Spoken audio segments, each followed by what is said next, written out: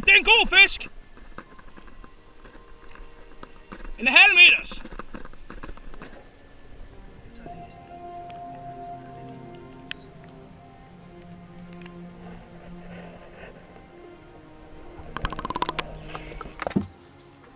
Hello there everyone, today I'm gonna tie a foam beetle. It's gonna look something like this. And these are very nice for trouts all over. Oh, I picked out the wrong thread and the wrong bobbin, I'm sorry about that. I've had a lot of fun with these. You can use them for brown trout, but also for sea run sea trout in smaller streams. I've had a lot of fun with these, and probably these will be great for salmon as well. I met a guy in Kola last year, the guide there, and he used something very similar to this to catch salmon on dry fly. So probably I've not caught any salmon on this yet, but I'm going to Iceland this summer, so I hope to remedy that and to actually be able to get one on a foam beetle. That is a very big dream of mine. But well, as you can see here, I'm just making a good sound base of tying thread. I'm using a Future Fly tying thread here, because it's strong and it's durable and it can, you know, last to about anything. You cannot pull it apart. And now I'm looking for my dubbing, because the first thing you need to do here is to make a body of dubbing.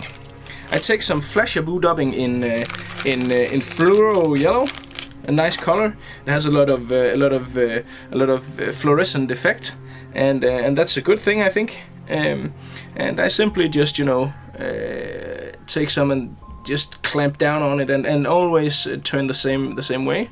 You can use a dubbing loop if you want, but for me this works fine. And then I simply just build a dubbing body here. This don't have to be very wide, it don't has to be very thick or anything. It's simply just, basically it's to ensure that you have a sound base on which your foam can rest, so your fly gets stronger. So that's basically the idea here. It's not completely it's not crucial to this fly in any way to actually have this dubbing body. If you could tie it without, simply just tie it on the bare hook shank, but that would give you a fly that would have a tendency to jiggle, and your foam body would not have anything to rest upon. So basically that's why we do the dubbing here. As I said, I've had a lot of fun with these flies and caught a lot of sea trout on these, and that's something we do quite a lot, and it's quite a thing in Denmark now to actually catch sea trout on flies like this, and we simply cast them upstream and just strip them faster than the current, so they kind of jerk, as you saw in the intro to this video, and that really is a cool trick, and the sea trout goes for that every single time. I'm just gonna zoom out a bit and show you something. So basically, what I need to use for the foam are these two foam sheets, and what you can do here is you can simply what I use here is I use one of these. This is a foam cutter. This is a foam cutter, and what this does is, just gonna have it up there, just something like that. This is a foam cutter, and what this does is actually it's a razor sharp metal thing here, and you simply just stamp down on your foam here to get a very good and completely uniform body each single time. I simply just place the two sheets of foam on top of one another, and then I just press here like that. Oh, I only got one of them through here, I can see. Oh, it didn't really go as well as I planned.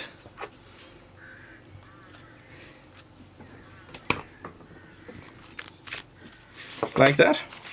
And as you can see now, I have these two amazing and completely uniform foam things for my fly, and these are not very expensive, but once you have one, you have this for like a million years. It simply works every single time, and you can buy them individually, or you can buy a nice little kit with 3 different sizes, so you're good to go for about anything. And these are really awesome, really cool. And then you have them, these two foam parts that's now ready to rock and roll. So as I was saying, now you have these 2 foam parts that's really good and ready to go. And just to make it a bit more easy for me to tie down and to make sure everything stays exactly where I put it, I take the bottom part. You can take the top part. I take the yellow part here, and I simply just smear on some Sabagap. I use my Sabagap with the brush here, like so. And then I take my black one and I place it on top like a sandwich, like that. Push them together, and then I have this great small great body for my foam beetle.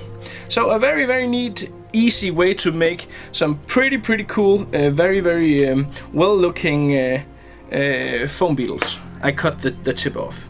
And as you can see, I have my tying thread down here where I want it, and I simply just line it up so that the indentation up here simply aligns almost with the eye, and then I tie down here in the bottom. So I make 2 loose turns first, clamp down, but be careful, be a bit careful when you apply the pressure, because if you have a thin tying thread, you can actually pull the tying thread through your foam and simply cut it to pieces.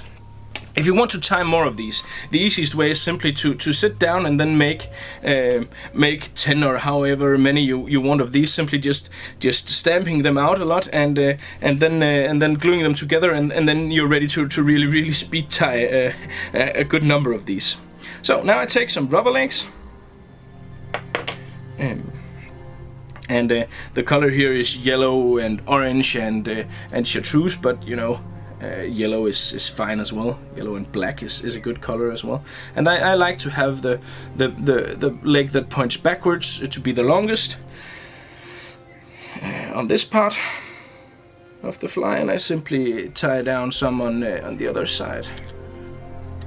And you can pull these to where you want them to be. I think this is probably good, like so. And everything will stay in place. Then I make a whip finish. I know you can see a bit of tying thread here, but well, that's really not that important. You can see it there. I don't think that has and tremendous effect out in the water, but yeah, well, if you want to cover that, you can simply just apply a bit of dubbing, and then you will be you will not have that. Then I take my tying thread and I go up to near the head here, tie some tying thread. I want a bit more dubbing up here, just a bit more. So I take a little more.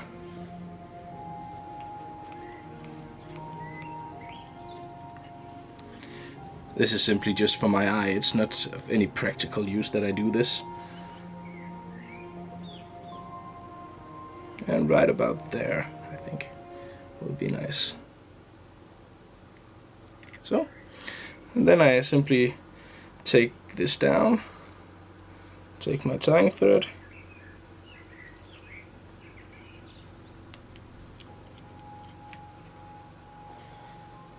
like so. There you have it. Take my 2 legs. Again, put them on the thread here, like so, and then you can hold down on them, and you can simply pull them wherever you want them to go. I want one to be on this side. These 2 you can make them fairly even in length. That's okay. The ones on the other side, like so.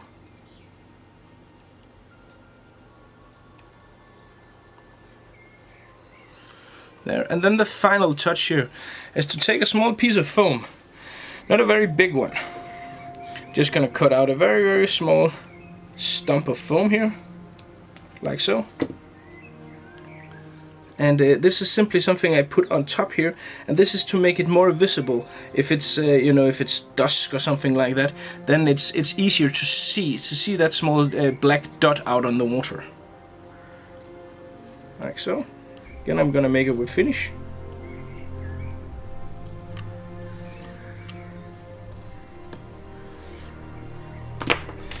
Pull everything tight, nice and tight, and cut off. And then actually you have the foam beetle done and ready. Another thing that I'm going to try this year is because now the fly is done. You can easily take it, and this how it looks now is perfect. I've fished a lot with this and caught a lot of trout on this. But last year I had some experiences with salmon up in Kola in Russia, and I talked to this guy who his name was Sergey. He was the camp manager and the guide, and he fished a lot with flies like these. But he told me I saw a peculiar thing with his flies, and all his dry flies had an eye underneath. And he said it was very, very crucial, and that he caught a lot more fish with an eye underneath his flies, simply because it was staring down at the salmon and the trout, and they simply would go for it more often. He was sure of this, and if the eye fell off, he would change his fly to one with an eye, then go home and glue on another eye. So I'm gonna try this this year, also in Iceland, where I'm going salmon fishing. What I would do here is simply to take some glue. I'm just gonna make sure that the bundle here is nice and steady. I'm gonna take some UV glue, just a small amount here, to get my eye stuck. Then I'm gonna take an eye in another color from the dubbing. Here I've used a very visible orange one. You see, an orange, fluorescent orange. This simply just completely explodes under the UV light, and then I glue it on there.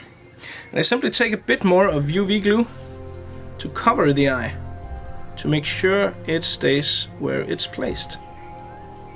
It didn't now, as you can see.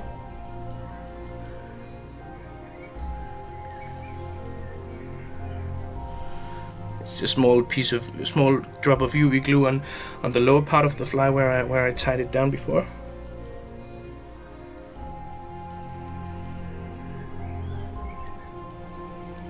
Like so. Apply some more UV light, this time to fasten it completely, like that. This is of course going to make the fly a bit more heavy, but not that much, because you have the hook here is an Avex NS 122, the light stinger, and it's a very, very light hook, so we will not have any problems with this fly actually drowning or sinking, not whatsoever.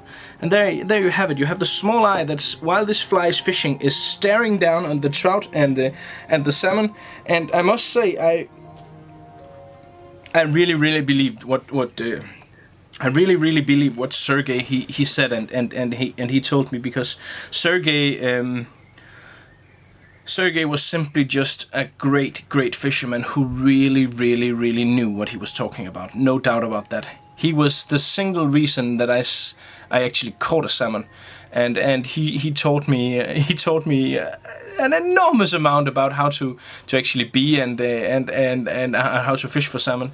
If you want to hear the full tale about that, you should look up a video that's called "On Salmon and How to Be a Labrador." I did about the Kola Peninsula. That's a great video.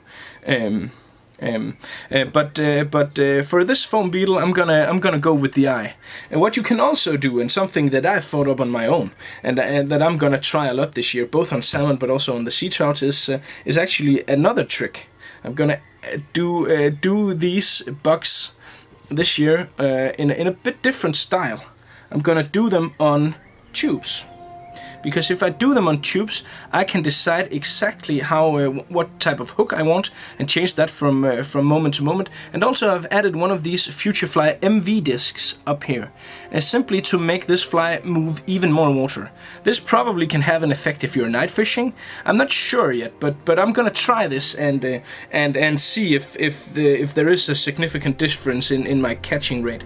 What I think is nice about the tube here is that if you tie this on a tube, you can you could, in theory, that's why I say in theory, because I haven't tested this out, you could in theory get another type of hook on here, and that could in theory increase your catch rate.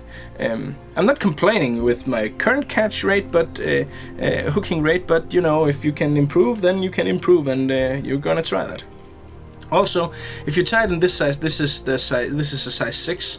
If you think it's too long out on the water, you can simply just cut off the end part here, and you still have a very well working fly. So, the foam beetle with a twist. You don't necessarily need to do this twist, but I'm gonna try it, and hopefully I would like that many of you did this as well, because then we could discuss the details and see if the catch rate improved, or if it even if they declined or something like that. But I think that they will improve. I have a strong belief in this. So, well, that was all. That was enough ranting for one session, I think. And of course, subscribe to the channel if you haven't already. Otherwise, simply find my fly tying shop, and I have all the stuff here. And if you click up in the corner, you will see that there is a link to how to buy a full material kit for this exact fly. So, well, thank you for now, and thank you for tuning in, and well, see you out on the water, hopefully. Bye.